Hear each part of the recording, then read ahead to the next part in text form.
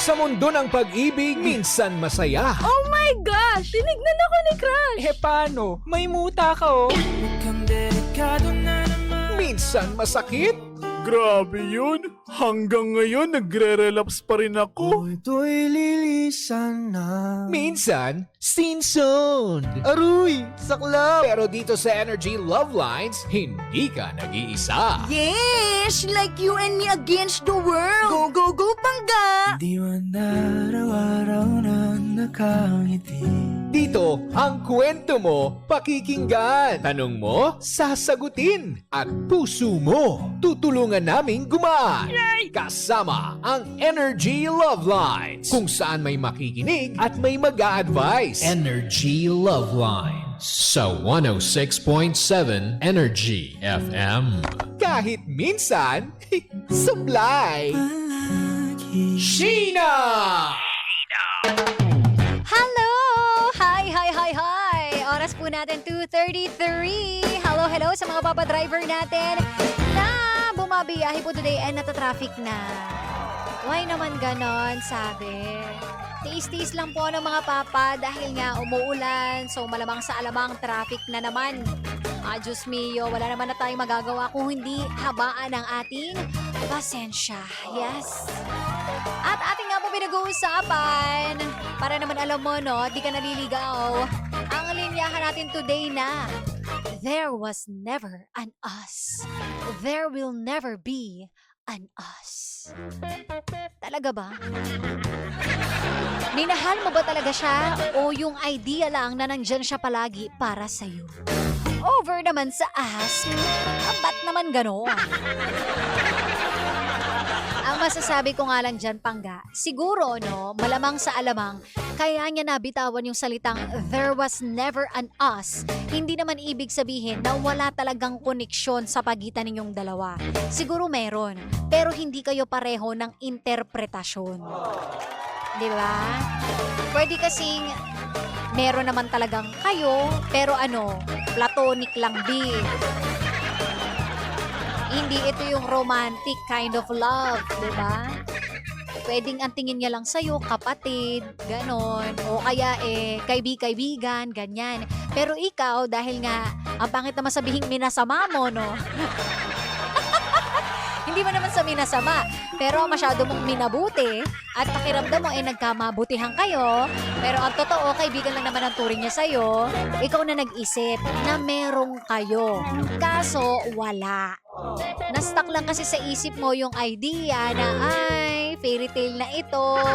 Yung tipo napapatanong ka na ng he loves me not. He loves me not. He loves me. Ayan, paniwalang-paniwala ka na kagad. Diba? Yun na madalas nangyayari sa atin. Yung masyado na tayo nag-iilusyon, no? Dahil nga syempre, sino ba naman pong hindi nangangarap ng tunay na pag-ibig? Lahat naman tayo nangangarap niyan. Pero minsan, medyo mapagkunwari po no? Taksil din ang ating pakiramdam Madalas kasi nararamdaman mo ay may gusto sa akin to. Kami na neneto, ayaw niya lang pangalanan yung relasyon namin. Siguro gusto niya lang walang label, natatakot lang siyang sabihin, pero ramdam ko may feelings to sa akin. Huwag niyong pangungunahan, ha? Hayaan niyo yung tao ang magsabi na meron ng kayo. Hindi yung sa'yo mismo manggagaling at hindi yung ikaw ang magdidikta. Diba? Hayaan niyo magkaroon man lang kayo ng mansaribi. Mahirap kasi yun, ikaw nag-set ka na ng anniversary ninyo, may patimsong ka na, pero siya walang kamuang-muang. Pinakilala mo na pala siya sa buong pamilya nyo, tapos siya hindi nga alam. Talaga masasabihan ka ng there was never an us. Pero ang pinakamasaklap kasi dun yung karugtong there will never be an us. Parang ibig sabihin, sinarado niya na no? Yung pag-asa na pwedeng maging kayo. Ibig sabihin, hindi ka talaga niya gusto. Yun. Kumbaga, pinaganda niya lang no? English para masarap pakinggan. Uy! Kasi sa Tagalog, ibig sabihin lang no? Ayoko sa'yo, wag ka umasa. Hindi kita bet. At hindi kita magiging bet kahit anong gawin mo. Kahit maglupasay ka dyan, kahit magluhod ka, umiyak ka ng dugo, hindi kita magugustuhan sa paraan na inaakala mo. Kaibigan lang ang tingin ko sa'yo. Or, pwedeng mabait lang talaga ako sa'yo. Gentleman lang ako sa'yo. Eto lang talaga ako as a person.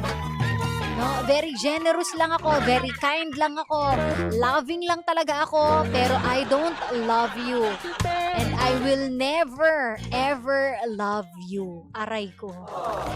Di ba? Para kang sinampal ng ng 2x2. Kaya para maiwasan natin yung mga ganyang linyahan, Pangga, ano lang natin, kalmahan lang po natin yung emosyon natin. No? Emosyon at pag-iilusyon. Yan lang yun, no? Kasi, sino ba naman ngang hindi mai-inlove kung lagi rin kayo magkasama, lagi kayo nag-uusap, siya yung takbuhan mo, no? Siya yung tipong puntahan mo kapag may problema ka, kapag wala kang magawa, bored ka, lagi siyang available, single Oh. Tapos naglolokohan kayo, kwentuhan palagi, alam mo yung favorite color niya, alam niya yung favorite color mo. So akala mo nagkakapalagayan na kayo ng loob, yung pala hindi. Na-misinterpret mo lang yung mga nangyayari, 'di ba? Baka super friendly lang siya, nag-assume ka lang na kayo. Ayan, 'di ba? Ang dami nabibiktima ng ganyan eh. Yung napupunta sa super friendly, super nice, no? Na tipong iisipin niya kagad, may crush sa akin yan eh. Hinaharot ako niyan eh. Uy, wag ka munang feeling. Minsan nakakatuwa yung ganun eh, no? Na tipong inaasar-asar ka, pero minsan nakaka-bad trip. Oo, ang feeling mo, bakit? Ba't mo na naisipan na gusto ka? Huwag kang pilingero. Huwag ka rin masyadong pilingera. Oo. Diba? Yung ano ba tingin mo sa sarili mo? Lahat may gusto sa'yo? B. Hindi talaga sa'yo umiikot ang mundo, B. Ha? Oh, yan ang isipin natin, Pangga, diba? Hindi ka gravity na lahat ng tao ay sa'yo babagsak. Wag tayo magfi-feeling. Yan ang wag natin gagawin. Masyado lumalaki yung mga ulo natin. Diba? Tandaan ninyo, meron lang po talaga mga tao na pinanganak na super friendly and super mababait. Mga pinalaki po ng maayos ng magulang. Yung tipong, alam mo yun, punong-puno ng pagmamahal. Mga taong walang mali siya. Ayun kasi yun eh. Yung iba, bibigyan ng mali siya. Iisipan kagad, like na like ako neto. Tingnan mo, for the harot siya sa akin. Diyos ko. Yung gagawin yan. Tandaan niyo lahat ng mga bagay na magaganda, dapat sa ibang tao nang gagaling yan, hindi sa'yo. Hindi mo sasabihin sa sarili mong gusto ko niyan. Gustuhin kasi ako habulin kasi ako hindi. Okay, hayaan yung ibang tao magsabi na, oy, gusto kita, crush kita. Very likable ka. Gustuhin ka talaga. Ang dami nagkakagusto sa'yo. Ganon. Hayaan mo sila makadiscover nun. Hindi yung ikaw, ha? At dahil dyan, sana naman po wala na po mabiktima ng mga nag-a-assume lang, no? Binibigyan ng mali siya ang lahat. Ayan, mga nagkakamali, no? Nadadapa kasi akala nila sila, pero hindi naman. Friends lang kayo, B. Okay? And wag rin naman po tayo magpapaasa ng mga tao, ha? Lalo na wag ninyo bibitawan ang salitang I love you. Nako, ayan, nung kabataan ko. Yan ang naging problema ko Paano sa bahay? Sanay na sanay yan. Pag-aalis, di ba? I love you, ganyan. Kapag merong friendly sa'yo, kaibigan mo, kinakapatid mo, kung sino man, kapit bahay na Thank you po, love you, salamat. May na I love you, han. Ay, na-in love ka agad. B, ano ba? Kaya wag ninyong gagawing expression ang salitang I love you. Binibigay lamang po yan sa mga espesyal na tao. Okay? Wag ninyong gagawing expression yan. Kasi may mga taong bumibigay sa I love you. May mga taong nai-inlove at tinatamaan na hindi naman yun yung gusto mong iparating sa kanila, B. Diyos me, masisira ang inyong life dyan. Okay? Dahil dyan, ako'y mamaya. Kanino nga bang pag-uusapan na naman? Panibagong chika na naman ang hiyahain ni Kapitana Sisa. Kaya naman ang tabayan naman niyang Pangga. And happy weekend po sa inyong lahat. Don't forget to like, follow, and share. Sheena1067 po. And Energy FM 1067. Maraming salamat sa inyong lahat mga pangga. And sa Lunes ulit magkarinigan tayo ha. Wala pong maglilipad. Malulupit na tugtugan pa rin ang hatid namin sa inyo. Dito lang yan sa number 106.7 Energy FM. Pangga, wag mong sabihin radyo. Sabihin mo, Energy. Bye!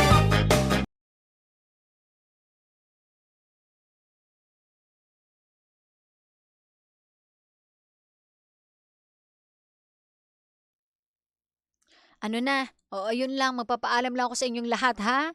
Pagod kayo? Pagod kayo, no? Pagod tayong lahat talaga. Maraming salamat po sa inyong lahat. And sana po kung nasaan ka man, inuulan ka man, sumilong ka muna, B. Ayusin natin yung mga buhay-buhay natin, ha? Kung wala man nagsasabi sa'yo na ingat ka, ako na lang, ingat ka.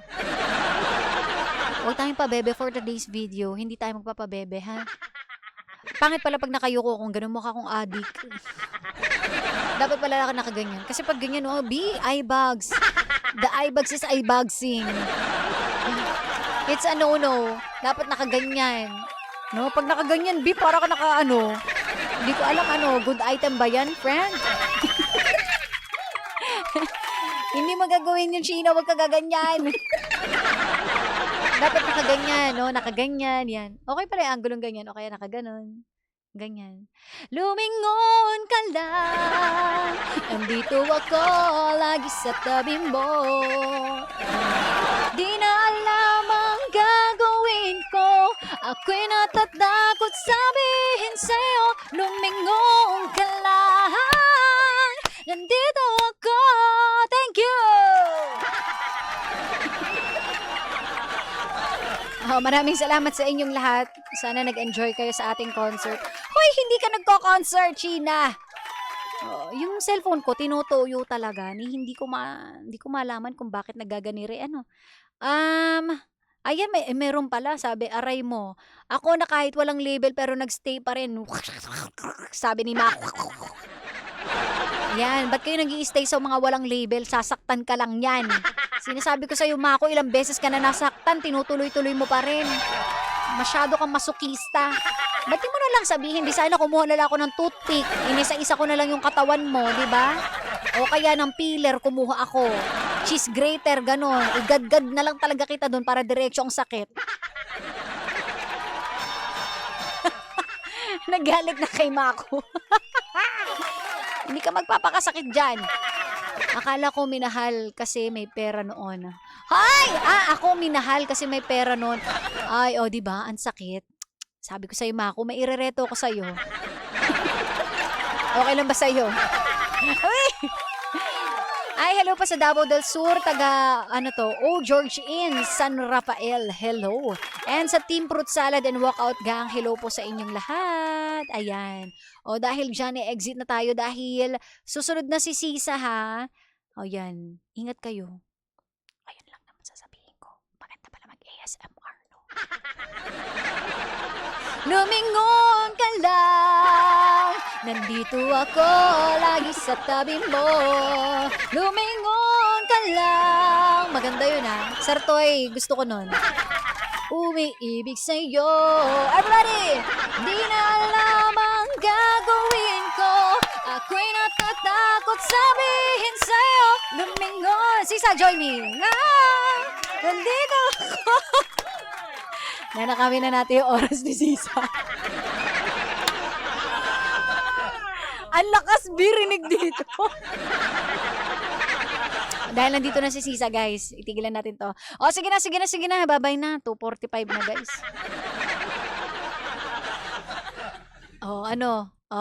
Tama ako. Sige na, bye.